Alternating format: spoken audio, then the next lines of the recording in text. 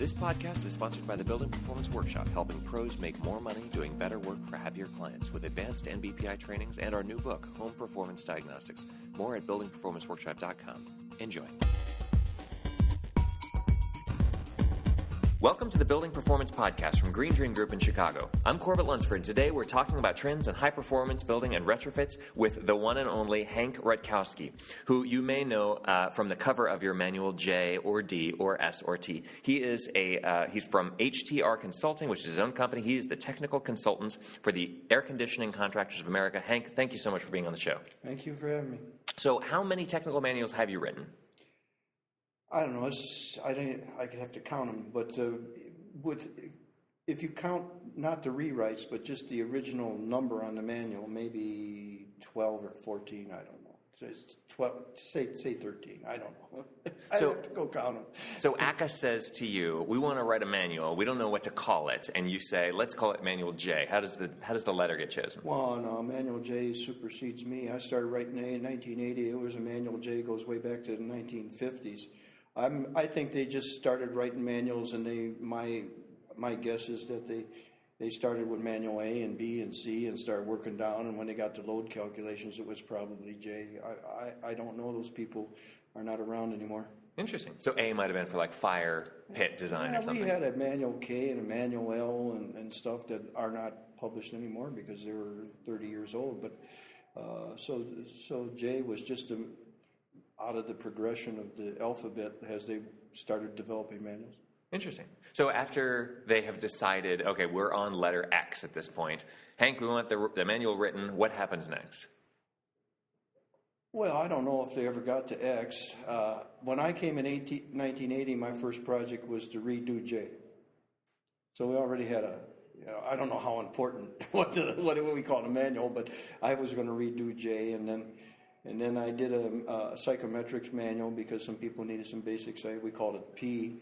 I started naming them when I had the opportunity to produce a new name. I just named it after what the subject was. So we have a manual called RS for residential systems. Mm-hmm. And I made up that name using letters of the alphabet, but tried to have the initials of the topic as the... Thank you for making it easier. Yeah, and we got Manual ZR for Z stands for zoning, R stands for residential. Manual CS is commercial systems. Manual Q goes back to the old regime where they had a Manual Q for commercial duct design. So now we got a new Manual Q but that's still not that new. I wrote it, but it needs to be updated. It's 20 years old or more. So is the process basically you write a first draft and then you give it to a committee of some type? Do you choose the committee? We work with the committee. I've always worked with a committee during the process. Usually we'll try to have a scope of work of what we want to try to accomplish with the book and the topics we want to accomplish. And we all agree on that, and then I go and produce drafts of sections. Sometimes they don't see the whole book at once. They see portions of it as I work through, and they submit comments and everything. It was really informal at the beginning, but when we went to the ANSI process, then everything gets more formal. Because the original committees were basically... There was three significant stakeholders in 1980. It was the contractors, and they were represented by the people on our ACCA staff and the board and members that participated in the development of the manuals. And then we had electric utilities were very important because the DOE had mandated or asked the electrical utilities to do things to save energy. And one of the things they did was to try to provide education and training to the contracting community. So they would teach my books. So they would have people from their company involved in our committees. And then, of course, the contractors, the OEMs sometimes participated. So we had the OEMs, the contractors, utilities. What does OEM stand for? Original equipment manufacturers. That would be your Yorks, Trains, Carriers, Lennoxes. Gotcha. So they were the three people that we were interacting with each other, trying to get the job done. And at that time... there was some ancillary stuff which you would consider like the DOE wasn't involved to any great degree, or the EPA wasn't involved to any degree, or Resonant didn't exist, HERS didn't exist at that point. So it was more or less, all right, here's the job. How do we do it right? How do we tell people how to do it right? We write our book, and that was it. And it didn't have to go through any national review process and be common. And we never really had much participation from ASHRAE. We were always kind of like the other guys. ASHRAE's more interested in large buildings and large equipment. We were kind of specializing in small stuff, residential and small commercial. So there were people on our committees that were ASHRAE members, and I'm an ASHRAE member, and professional engineers on our committee, contractors on our committee, utility people. So we had a good, smart group of people who understood what was going on. And we would write our books, and it was a lot simpler. And when you go to the ANSI process, now you've got a lot of vested interest, you know. And then from the 80s, we started building houses with higher efficiencies. Building manufacturers are coming up with new products that were not used before. You know, foam products. Windows were a big thing. The big change in windows from double pane clear to all the windows we have now. And all those things you have to incorporate into your... Yeah, and they affect the load. They affect the load calculations. You know, and they want credit. You know, someone's going to spend an extra $10,000 for windows.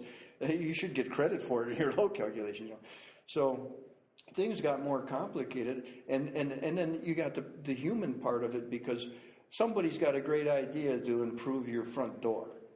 So they come out with a front door that saves 50% of the energy on your front. Your front door doesn't mean diddly squat in the big picture, but they want you to make a big deal out of how great this front door is that they sell, because that's their game. So you're constantly contending with people that have an agenda, and some of them, maybe it's not evil, but they're just tunnel vision. What's good for me? We don't care about the truth, you know. It's just or perspective on the big picture. We just want you to promote our product, and that's not just peculiar to ACCA. That's peculiar to any standards process or code process.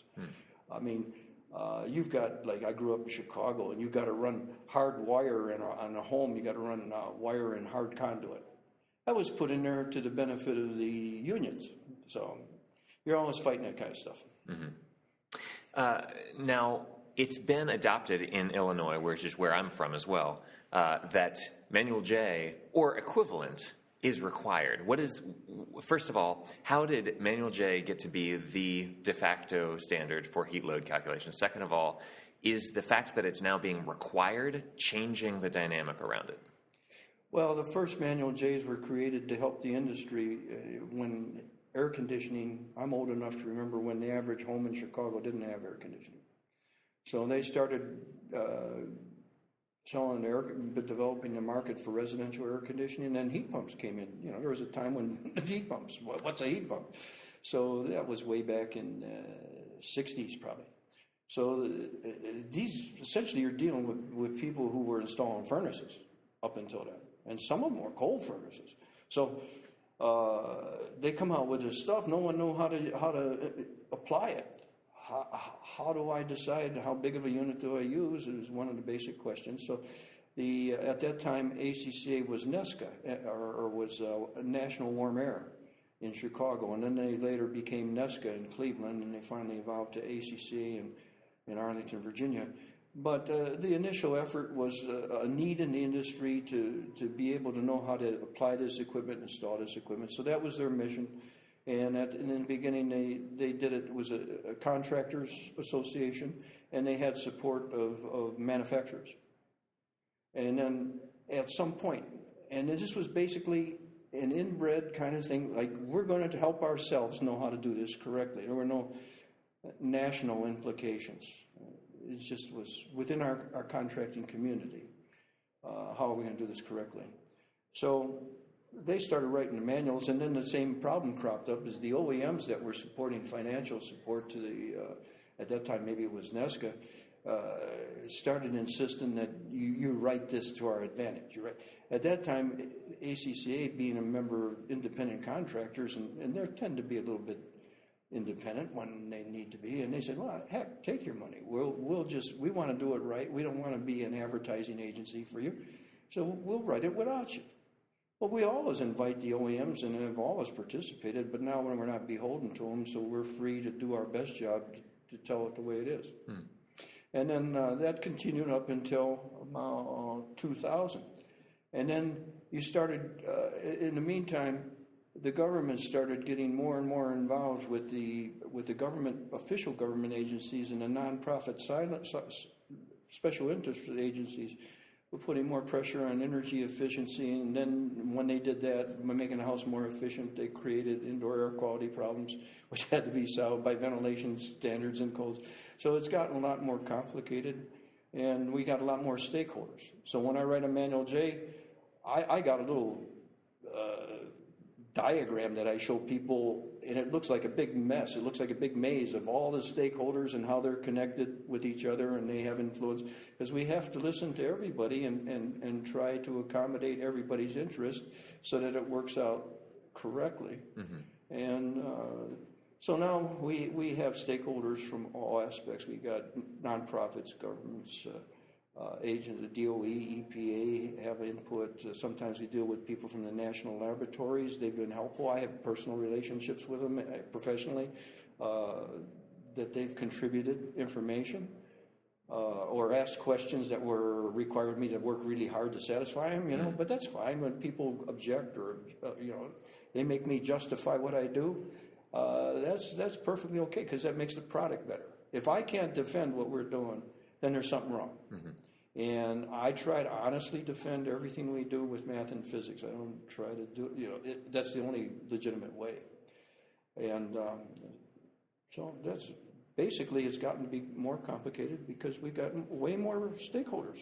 And some people have got tunnel vision on saving energy. Some people got tunnel vision of, I want to sell my product. Some people got tunnel vision of, it ought to be simple.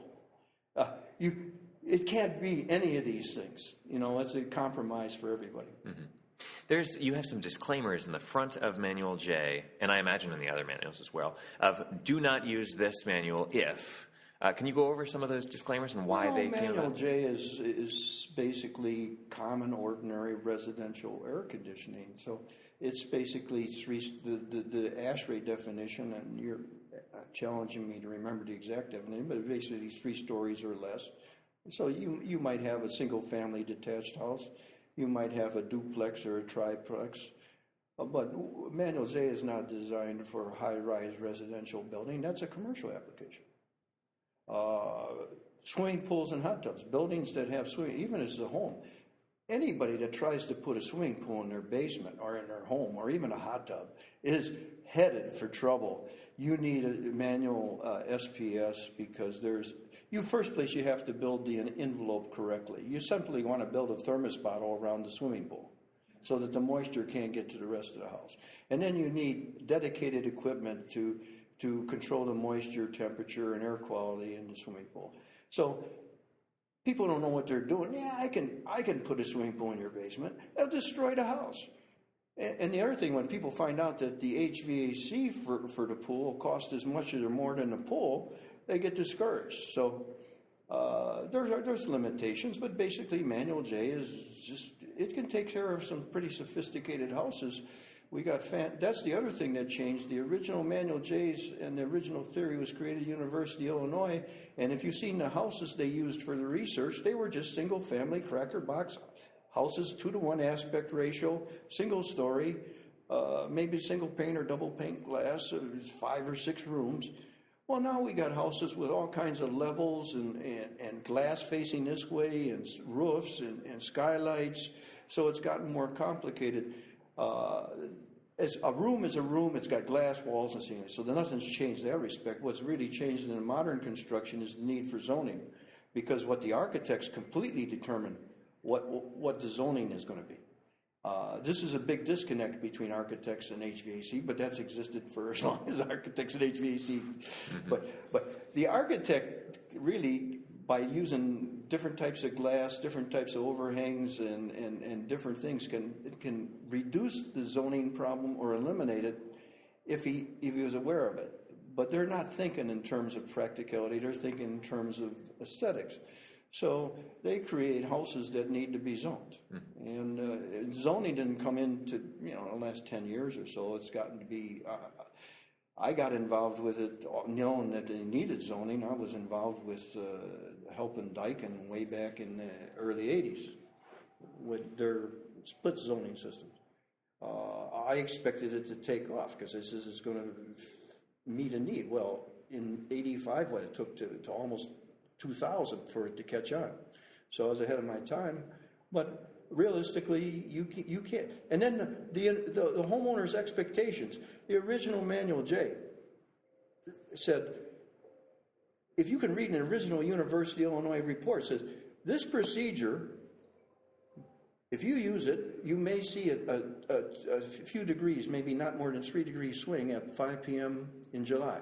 In other words, you set your thermostat for 75, but you're not going to get it, you're going to get 78. All right? That was the original premise. And then they said, if you want to make your equipment a little smaller, to be more efficient or to save a little money, you can let it drift up to 81. So we had the standard 3-degree swing, and we had a 6-degree swing, and we had a fudge factor for making equipment smaller for a 6-degree swing. Well, that disappeared. And it turns out that even the 3-degree swing doesn't exist because the mathematics and physics of heat transfer for a building is conduction, radiation, convection. It's a bunch of simultaneous equations. If you tried to do it exactly, it would be a monstrous job for a PhD in a supercomputer. So we had these simplified methods that existed and were created by Carrier and carried on through ASHRAE that goes back to the 50s. And these simplified methods are pretty accurate. But there is a little margin of error, but they do err on the safe side. There's no explicit factor of safety in Manual J, but there are decisions that are made in the modeling that cause it to be conservative. When they model a bridge, before we had computers, there was explicit you have your stress analysis calculations so that the bridge doesn't fall, and you say, well, the beam has got to be this big so that it won't fail. But then you put in a 1.5 or 2.0, aeroplane wings, another example, we had explicit factor safety. There's no explicit factor safety in Manual J. There are embedded decisions that cause it to be a conservative procedure, and the margin of error, when you actually compare the J load to actual measurements, there's been surprisingly little effort done on that, but as near as we can tell, the margin error might be 10%, 20%, depends on the circumstances. Every house is different. Mm-hmm. So the bottom line is there's no reason at all. You want to make your Manual J calculation as accurate as you possibly can. How do you do that? You've got to have a accurate survey. What kind of glass is there? What's the insulation of walls? What's the leakage? So even then, when you put in a number for infiltration, that's our best estimate. That's not, unless you do a blower door test. But Manual J's got a procedure. You can put the blower door data in it. So that would be the most accurate way. And even a blower door is an estimation. Yeah. Right. And a blower door depends upon how good the guy is with the instrument. So there's unknowns. But the bottom line is there is no factors, no temperature swing. At my house, I got 2,400 square foot, or 1,200 square foot per ton, I'm sorry. It's never run continuously. And and modern homes right now, 1,200 square foot per ton is probably a good number for not even a special home, just an ordinary home, that meets reasonable standards. So nowadays, but I want to say, the survey determines how accurate your Manual J is. If I got a house with high performance glass and I call it double pane glass because I'm too lazy to find out what it is, that could make a half a ton difference in the answer. So the Manual J is only as good as the survey. Now, where's all the time involved in making a Manual J? You give me a sheet of paper and I can put a pretty fancy house on 8.5 by 11 with all the details, essentially, and you give me that. It might have taken me 4 to 8 hours, 2 to 6 hours, to get that information on that piece of paper. Once I got that information in paper, I can do the Manual J load in a half hour, 15 minutes. Mm-hmm. So the survey is where all the time is. Mm-hmm. And people don't do those inspections, and they have the wrong idea. It depends on the size of your company. If I'm a big company, I'm going to hire people that know how to do the survey and train them. Mm-hmm. They may do the load, or they may bring the information back to the designer. But I don't want high-paid people that are critical to sales or everything else. This is an interesting job. Well, you can train a person can keep the books for the company is the kind of person you need to do the survey. You know? So they go out and they could measure the house or take it off the plans and get the information. You make your own forms, bring it back, dump it into the computer in 20 minutes, and you got an accurate manual J load. But for me to drive out to the site, and I've had people come out and do my house because I see your name's on a book and I want you to. I said, you don't really want me. I can't afford it. I said, no, we want you to. So, but you spend a whole day making a survey. And, so I don't know what else to say about it. Go ahead. What's your... Well, nowadays, so, for example, with the 2012 IACC, what we've seen with some of my clients in Chicago is that they have installed an HVAC system that was not necessarily designed either according to the explicit guidelines that you set out or at all sometimes. And in some cases, the envelope is unexpectedly much tighter and better performing than the HVAC installer even considered. So in that kind of a battle, the envelope will always defeat however sophisticated an HVAC system it is. How does this work now with the outreach to the designers and to the installers and the architects to understand they need to get somebody who really knows what they're talking about? Well, this is always been a problem from the beginning, and it's been a major problem is basically if the equipment has got to be matched to the loads. So we know a pretty good idea what the loads are for Manual J, but nobody does that. These guys got their rules of thumb, and they're predominantly still in place. People who do Manual J's faithfully and correctly are my best guess is maybe 5% of the contracting community. Maybe you got another 10 or 15% that kind of do so-so job of it. But the majority of contracting community across the country has their little rules of thumb. The 500 square foot per ton rule is still popular. When you do that, there's just for now, let's not talk about outdoor air. Let's just talk about humidity control. When I put in a piece of equipment, that's just for simple numbers. Let's say it's twice as big as it needs to be. That means on a summer design day, it's only running half the time. Your big problem on comfort for people is humidity. You want to keep the humidity ideally 50 to 55%. That's also for health. And at 60%, you have an environment for possible mold and mildew. So if you have a lot of hours at 60% or higher, you might have a mold mildew problem. But in general, if the equipment is not running, the coil is not cold, there's no water coming out of the indoor air, your humidity is going up. Well, we know that human comfort depends on dry bulb temperature and humidity, so if the humidity goes up, you got two choices. You turn your thermostat down to make the equipment run. So people think that they need their house at 72. They don't need their house at 72. They need a smaller piece of equipment and set the thermostat at 75 and let the equipment run, take the moisture out of the air, and be comfortable. So that's the other thing is a big fallacy, and it's through energy. Professional engineering, everybody's zeroed in on the design day. Design conditions are 1% of the hours of the year. What's that? 887 hours a year? 87 hours, yeah. 87 hours a year. Everybody's focused on 87 hours. You got thousands of hours a year where it's 80, 84, where it's night and there's no sun, where there's, it could be 80 degrees and misty and drizzly and rainy and just uncomfortable. Where's that moisture going? You're trying to keep your house at 50 to 55% relative humidity. Where's that moisture? That's going to come in through infiltration if you have outdoor air or even more. What makes the equipment run? The dry bulb thermostat. So the equipment's not running. And even if it does run, it's a 3-ton machine. It should be a 2-ton machine. The load is a half a ton. How long is it going to run?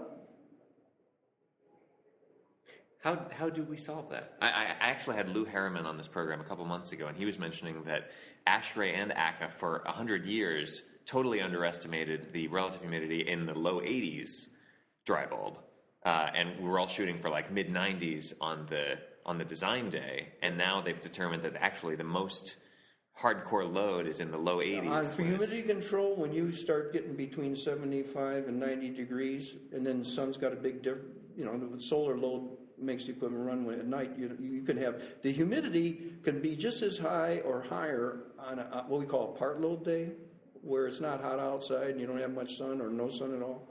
It can be just as high for those thousands of hours as it is for the summer design condition. So two things happen. First place, the equipment doesn't run. The second thing that people have to understand is when the thermostat finally says, okay, run the equipment, it's because the dry bulb is wrong. The humidity is already too high, the dry bulb. So the equipment comes on, it takes in the old days, the coil used to get colder, cooler, but now with the high efficiency designs, it made humidity control even harder because they're less good at taking water out of here. But when the equipment comes on, it can take anywhere from 5 to 15 minutes for that coil to get cold enough to have its full moisture removing capacity. So there's a transient. Things don't change temperature instantaneously. So Train has done in laboratory experiments and found out, it does take quite a few minutes. Well, if it takes 10 minutes for the coil to get cold enough to reach its temperature, so it can take as much, wring a lot of moisture out of the air. What if the equipment only runs for 6 minutes? And there's diagrams in Manual J and Manual S, the new Manual S, that show you this curve and show you that the equipment can shut off before it even gets to its full potential. So the result is we never were able to control the indoor humidity. We Manual J says to design for 50% because it knows that that's going to drift up at part load. It's going to drift up over part load days. We don't want it to drift up over 60%. So we let the dry bulb stays plus or minus a half a degree now with the controls. The humidity, we don't want it to drift, but we have nothing unless you put a dehumidifier in. It's going to drift between hopefully 50, not get over 60%. Most of the time, we hope it's between 50 and 55%. Some people have measured this. They put measured humidity in homes over a summer and watched the hour-by-hour change in humidity, and you can see it go up and down. Sometimes you have excursions over 60%. So the common, ordinary HVAC system is not designed to control humidity, but we can keep it within an acceptable range if the equipment is sized right, which means that the Manual J load is accurate and the equipment is selected using performance data for that equipment so we know exactly what the capacity is for the conditions that apply at home. That's the outdoor air temperature for air source, or air to air, or it could be the entering water temperature for water loop. You want to know what the entering wet bulb temperature is and the entering dry bulb temperature. The performance of the equipment is very sensitive to that.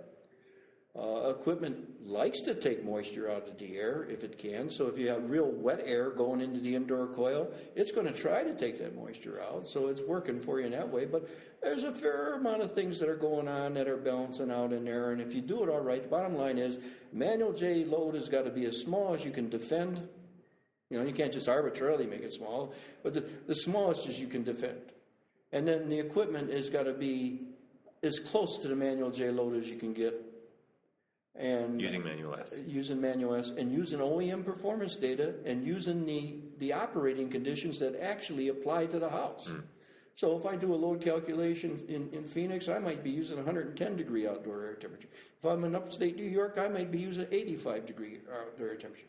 If all my ducts are in the conditioned space, the dry bulb in the conditioned space is 75, the wet bulb is about 63, so I got 75, 63 coming in my equipment. If I put the ducts in the attic and they're leaky and I'm in Miami, and then I got outdoor air, the air that comes through the return picks up heat and moisture in the return duct, and then it picks up more heat and moisture in where you mix it with the outdoor air. So by the time it might have left at the return grill at 75, 63, By the time it gets to the unit, it might be 78, 65. Now that makes a big difference in how the equipment performs. What's the future of HVAC? What are you excited about in the next couple of years? I don't. The future is not a threat if you understand, the basic principles. The things I'm talking to you about have been in knowledge that may have been readily available to the industry for 50 or 60 years. All the stuff that I do is just formatting, repackaging information that existed a long time ago. This is basic principles. If you follow the basic principles, you'll be all right.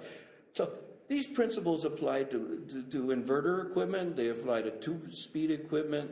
What I see the future problematic is that we're making the envelopes better and better and better, so the equipment needs to be smaller and smaller and smaller. Right now, if you just think in terms of single-zone equipment or single-speed equipment, a lot of manufacturers stop at 2 tons. Some go down to 1.5 tons. We're building buildings where you might need half a ton or 3/4 a ton or 1 ton for 2,000 square feet. That's a problem. And then the other part of that is, if I got 2,000 square feet and 1 ton, I got about 400 CFM. Most of the industry doesn't understand. The job of the supply outlet is to mix the supply air with the room air and get all the air in the room moving. If you sit in your car, and it might be 70, 75 degrees in your car, and the sun's not shining on you, but I've had this sensation. I'm in the car, it's perfectly comfortable from the standpoint of the thermometer and no radiation, but I feel uneasy. And why? Because the air is stagnant. People react adversely to stagnant air. So the job of the supply outlet is to mix the supply air with the room air, because if it stratifies, you don't get the benefit of the cooling or heating. If you put the hot air in the room and it goes and hangs up in the ceiling, the conditioned space is too cold. So, but also that air motion, we want 25 feet per minute, which is not fast, of air motion across your body. It doesn't have to be, you go from 15 to, say, 35, 40, but you have to have this air motion. If it's too high, you're uncomfortable. Anybody sitting in a conference room, I just came out of one where there was a draft. The temperature was right, but the air's blowing, I'm uncomfortable. So if it's too low or too high, you're uncomfortable. Well, we're headed toward an area where, how do we get adequate air motion?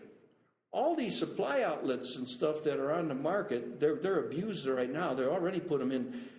The air motion room depends upon the jet of velocity that comes out of the outlet.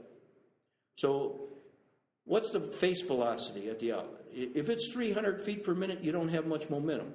It's just a momentum exchange in the laws of physics. You got a big mass of room air that's at rest, and you got a jet of air that's coming out of the supply outlet, hopefully. So it's got momentum. Momentum is velocity times mass. So you got a certain mass flow out of the supply outlet, and because of viscosity, it grabs the room air, and it's just like a bowling ball goes down the thing, and what's it do to the pins, you know? Mm-hmm. So the bowling ball is the supply outlet. It comes in the room air is the pins. You want the pins to start moving around, right? And if you do that consistently, and you vector in that air in a consistent direction, what it'll actually do is tumble the air in the room, like going around a barrel. And that's what you want, because then the air moves gradually across the people and they feel comfortable. We're headed to the direction where the supply outlets that they sell are not capable. Now, how do I get that velocity? I have to make the face area smaller. So where people are, maybe I needed a 3x7, but the guy put in a 4x10 because that's all they sell at the wholesale house. So the 4x10 doesn't have as much velocity as the 3x7. So we need smaller outlets that are designed to produce more momentum and get better mixing. Then we have a problem with another solution to problem is use bypass air. Maybe I can put 400 CFM through the coil. Maybe I can put another 400 CFM that goes around the coil. All right. So I still have 800 CFM for air motion, but I only got 400 CFM through the coil. You see, this is old. They've done this in commercial work for 50 years. So I can have 800 CFM for my SPI outlets, but only 400 CFM for the heating and cooling. They won't do that. It costs money to do that. It makes the product more expensive, and it hurts the SER and HSPF number. There's a huge battle in the arena of laws and physics between the desire to have efficiency. That creates air quality problems. Solving the air quality problems creates load. So these things are always competing for efficiency, comfort, and air quality. And if you got to optimize the system for everything, and unfortunately the industry focuses, if segments of the industry to focus on tunnel vision, like we need super envelope and we're going to build thermostats. Yeah, but the people are going to die because you got no outdoor air, Okay, we'll bring out, oh no, you can't bring in outdoor air because that's a big load and it's going to hurt the efficiency. Okay, so now we're going to sell heat recovery equipment, right? All in the meantime, the cost of the project is going up and up and up, and no one pays attention to that. So there's economic issues. I was taught in engineering school in Purdue is, the classical one, back when I was you're going to build a electric power line, what size wire should you use? Because there's the cost of the wire and the inefficiencies. The bigger the wire is, the more efficient it is, But engineers historically have been trained to consider all the factors and optimize the design for. So maybe we don't need super tight houses. Maybe we need something that's good, and then we can get rid of the heat exchanger. My house, I don't suffocate my house. I got low energy bills compared to everybody else. My air conditioner is half as big as everybody else's. My ducts are sealed and tight, and I got no duct leakage. I made sure of that. I'm not having any problems with air quality, and I don't have a fancy. I got a fancy house. I got reasonable bills. People. So, everything in moderation is what you're saying. Yeah, I mean common sense. But you've got people and industries that this economic question is. Suppose I could impose my philosophy on it would destroy thousands and thousands of jobs in companies. So even if it's the right thing by the laws of physics, the economic consequences would make just total rebellion toward the idea. And that didn't happen overnight. We gradually went down the slippery road, and along the line, all right. Well, a perfect example would be the TVA in 1980 came out with new Manual J. We said you can't use the ARI, total capacity, number, size, equipment. You got to use the expanded performance data. It says we're using the old manual. We don't want to do that. We don't have that stuff. That's too complicated. Within a year or 2 years, and the efficiency of equipment went up, so the moisture removal ability they had a jump in SER back in the 80s. And what was happening is they were experiencing mold and mildew on the homes. So they started looking into it. They said, well, yeah, and to their benefit, they were gracious enough to say, yeah, we're going to use the new manual because you were right. And not only did they do that, but they wrote a standard where OEMs had to submit their performance data. They became the biggest advocate of using expanded performance data that we had. And they reversed their position 180 degrees because of the consequences of the laws in physics that applied to the problem. And once they realized, yeah, you can't just make the equipment more efficient without something consequences, and you got to know what those consequences. So we got outdoor air consequences. We got envelope keep infiltration to a minimum consequences.